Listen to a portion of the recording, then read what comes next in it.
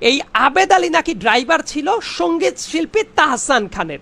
স্বভাবতই আমার একটা সন্দেহ জাগলো যে তাহসান খানের নাম যখন hello guys, social man here. তো আজকের ফার্স্ট নিউজ হচ্ছে আমাদের সবার প্রিয় হাবু ভাইকে নিয়ে। ব্যাচেলার পয়েন্ট নাটকের মাধ্যমে তুমুল জনপ্রিয় হয়েছেন চাষী আলম। তিনি সকলের কাছে হাবু ভাই নামে বেশি পরিচিত। তার প্রথমবার বাবা হওয়ার সুখবর ছড়িয়ে পড়েছে সামাজিক যোগাযোগ মাধ্যমে। গতকাল বুধবার অর্থাৎ 10 জুলাই রাতে ফুটফুটে এক পুত্র সন্তানের বাবা হলেন জনপ্রিয় অভিনেতা চাষী আলম। অনেকে এই খবরটি ফেসবুকে শেয়ার করে শুভকামনা জানিয়েছেন মা ও সন্তানকে। চাষী আলম সংবাদ মাধ্যমকে বলেন, আলহামদুলিল্লাহ, প্রথমবারের মতো সন্তানের বাবা হয়েছি। মা ছেলের জন্য সবাই দোয়া করবেন, দুজনেই ভালো আছেন। তিনি গত বছরের 25 আগস্ট ঢাকার মেয়ে তুলতুলের সঙ্গে বিবাহ বন্ধনে আবদ্ধ হন। নেক্সট নিউজ হচ্ছে পৃথিবীর সবচেয়ে বড় ইউটিউবার মিস্টার বিস্টকে নিয়ে। গত মাসের 2 তারিখে মিস্টার বিস্ট টি সিরিজকে হারিয়ে পৃথিবীর নাম্বার 1 ইউটিউবারে পরিণত হয়। এর 1 মাস পরে অর্থাৎ গতকাল মিস্টার বিস্ট তার ইউটিউব চ্যানেলে 300 মিলিয়ন সাবস্ক্রাইবার মাইলফলক অতিক্রম করেন। মিস্টার বিস্ট তার টুইটারে লিখেন, আমার এখনো মনে আছে যখন আমি 11 বছর আগে 300 সাবস্ক্রাইবার পূর্ণ করেছিলাম, আর এখন তার ইউটিউবে 300 মিলিয়ন সাবস্ক্রাইবার। ভাবা যায় 30 কোটি মানুষ তাকে সাবস্ক্রাইব করেছে ইউটিউবে।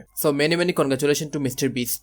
নেক্সট নিউজ হচ্ছে জনপ্রিয় সঙ্গীত শিল্পী তাহসানকে নিয়ে। তাহসানের বিরুদ্ধে সোশ্যাল মিডিয়ায় একটি পোস্ট খুবই ভাইরাল হচ্ছিল। পোস্টটি এমন যে প্রশ্নবাসে জড়িত আবেদ আলী ছিলেন বিপিএসসি এর চেয়ারম্যান জিনাতুল নেসার ড্রাইভার, যিনি সম্পর্কে সঙ্গীত শিল্পী তাহসানের মা। অন্যদিকে 24তম বিসিএস এ পররাষ্ট্র ক্যাডারে প্রথম হয়েছিলেন তাহসান। দুর্নীতির জন্য আবারও বিসিএস এর ভাইবা অনুষ্ঠিত হলে ভাইবা থেকে বাদ পড়েন তিনি। তাহলে কি সত্যি 24তম বিসিএস পরীক্ষায় পররাষ্ট্র ক্যাডারে প্রথম হয়েছিলেন সঙ্গীত শিল্পী তাহসান? না, বিষয়টি একেবারে ভুয়া। 24তম বিসিএস এ তাহসানের পররাষ্ট্র ক্যাডারে প্রথম হওয়ার খবরটি আসলে ভুয়া। রিউমার স্ক্যানার তাদের অফিসিয়াল ফেসবুক পেজ থেকে জানিয়েছে, প্রশ্ন ফাঁসের অভিযোগে 2003 সালে 28 ফেব্রুয়ারি অনুষ্ঠিত 24তম বিসিএস এ পরীক্ষাটি প্রিলিমিনারি পরীক্ষা 3 দিন পরে অর্থাৎ 3 মার্চ বাতিল হয়। 3 দিন পরেই বাতিল হওয়া এই পরীক্ষায় তাহসানের সুপারিশপ্রাপ্ত হওয়ার কোনো সুযোগই নেই। সুতরাং তথ্যটি ভুয়া।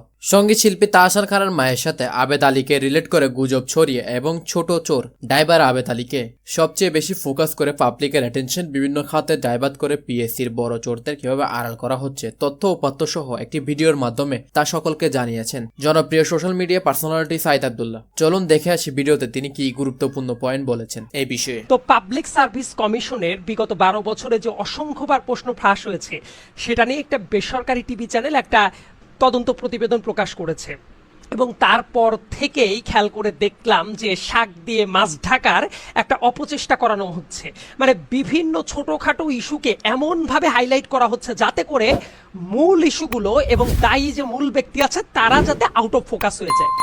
ড্রাইভার আবেদ আলীকে আমি খেয়াল করে দেখলাম দেশের প্রত্যেকটা পত্র পত্রিকা, দেশের প্রত্যেকটা মিডিয়া এমনভাবে হাইলাইট করছে যেন আবেদ আলী ছিল পিএসসির চেয়ারম্যান। মানে দুনিয়ার যত প্রশ্ন ফাঁস হয়েছে, যেভাবে ফাঁস হয়েছে, সব কিছুর মূল হোতা আবেদ আলী। তাকে এমনভাবে কিন্তু হাইলাইট করা হচ্ছে। কিন্তু আমার যেটা প্রশ্ন, আবেদ আলী ছিল মেয়ের একজন ড্রাইভার। একজন ড্রাইভার যদি এত বড় ঘটনা ঘটাইতে পারে তাইলে কি ওই সময়ে যারা চেয়ারম্যান ছিল, যারা ওই কমিশনের সদস্য ছিল এবং অন্যান্য যারা দায়িত্বশীল অফিসার ছিল তারা কি করেছে?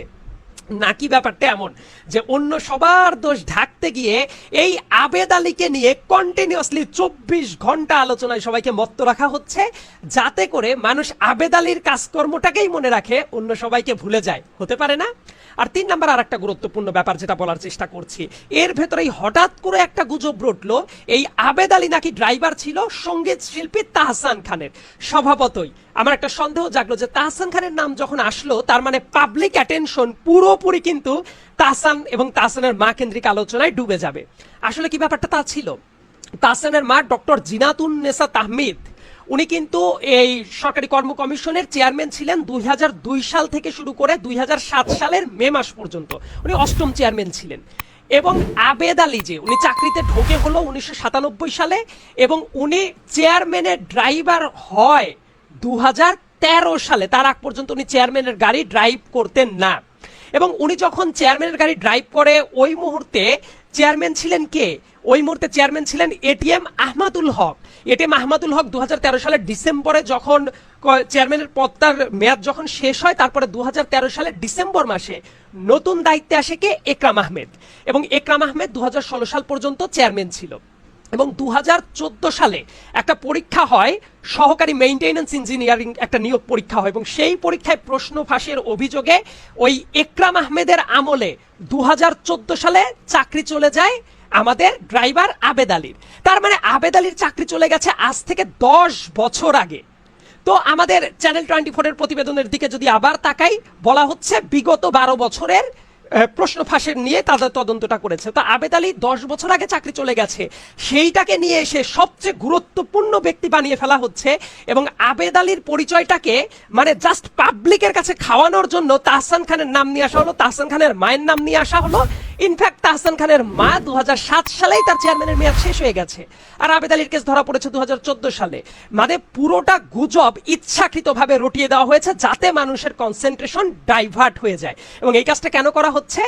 যাতে করে মূল হোতাদের কোনো ঠিকুজি না পাওয়া যায় এবং মানুষের কনসেন্ট্রেশনকে ভিন্ন খাতে প্রবাহিত করা হচ্ছে। নেক্সট নিউজ হচ্ছে জনপ্রিয় কন্টেন্ট ক্রিয়েটর মাসুমকে নিয়ে। তাহলে কি সত্যি মাসুম দেশ ছাড়ছেন? মাসুম তার ফেসবুক পেজ থেকে লিখেছেন, সবাই যখন জিজ্ঞেস করতো ফিউচার প্ল্যান কি, আমি বলতাম যত যাই হোক দেশ ছেড়ে যাব না। শুধুমাত্র এই জন্যই দেশের বাইরে মাস্টার্স করতে সুযোগ থাকা সত্ত্বেও যাচ্ছিলাম না। কিন্তু লাস্ট কয়েকদিন যা দেখলাম তাতে মনে হচ্ছে IELTS পড়াটা আবার ধরতে হবে। তাহলে কি সত্যিই চলে যাবেন মাসুম আমাদের ছেড়ে? যাওয়ার আগে আর কি সুখবর দিয়ে শেষ করছি। খবরটি হচ্ছে ইন্ডিয়ান সবচেয়ে ফেমাস ইউটিউবার ধ্রুব রাঠিকে নিয়ে। ধ্রুব রাঠি বাংলাদেশেও খুব ফেমাস। খুব শীঘ্রই ধ্রুব রাঠি বাবা হতে যাচ্ছেন। ধ্রুব রাঠি তার অফিসিয়াল টুইটার অ্যাকাউন্ট থেকে সবাইকে জানিয়েছেন baby Rathi coming in September, অর্থাৎ ধ্রুব রাঠির বাচ্চা খুব সম্ভবত সেপ্টেম্বরে হবে। তিনি তার সাথে তার ওয়াইফ জুলির একটি ছবি দিয়ে এই বিষয়টি সকলকে কনফার্ম করেছেন। So many congratulation to Dhruv Rathee. Subscribe করে পাশে থাকুন সোশ্যাল মিডিয়া এবং আপডেটে থাকুন সোশ্যাল মিডিয়া ঘটে যাওয়া সকল ঘটনা সম্বন্ধে।